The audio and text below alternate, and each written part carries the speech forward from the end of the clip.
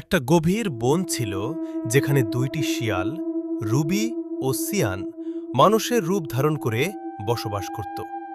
তারা বনের প্রাণীদের সঙ্গে বন্ধুত্ব করত, কিন্তু তাদের এক বিশেষ গোপন ক্ষমতা ছিল।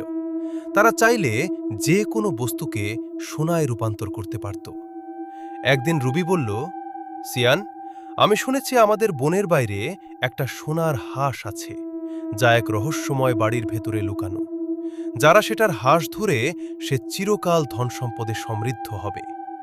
সিয়ান উত্তেজিত হয়ে বলল, চলো দেখি এই সোনার বাড়ি কোথায় আছে। কিন্তু সাবধান, গল্পে বলা আছে যে বাড়িটি শুধু সেই জনের কাছে খুলবে যার হৃদয় সত্যি সাহসী ও সৎ। রুবি ও সিয়ান মানুষের রূপে গ্রামের দিকে চলে গেল। গ্রামের মানুষদের কাছে তারা ভিন্ন পরিচয়ে ভ্রমণ করছিল, কেউ তাদের চিনত না। তারা একদিন রাতের অন্ধকারে অদ্ভুত আলো দেখতে পেল। আলোটা আসছিল এক প্রাচীন বাড়ি থেকে, যা পূর্ণ সোনার মতো ঝলমল করছিল।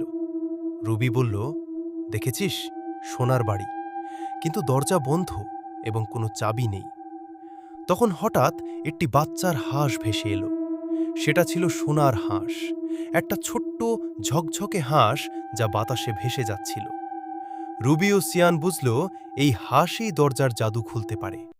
তারা হাঁসের দিকে একে অপরকে সতর্কভাবে এগিয়ে নিয়ে গেল। কিন্তু বনের শিয়ালদের মতো তারা জানত, শুধু লোভ বা ক্ষমতার জন্য হাঁস ধরা যায় না। তাই তারা হাঁসকে আনন্দ দিয়ে সত্যিকারের সাহসিকতার সঙ্গে ধরা শুরু করল। হাঁস তাদের হাতের স্পর্শ পেলেই দরজা নিজে খুলে গেল। ভিতরে ছিল সোনার ঘর, স্বর্ণময় আসবাবপত্র, কিন্তু সবচেয়ে বড় আশ্চর্য, একটা বই, যা বলছিল, যে কেউ সত্যিকারের সৎ হৃদয় নিয়ে এই ঘরে প্রবেশ করে সে শুধু ধনসম্পদ পাবে না,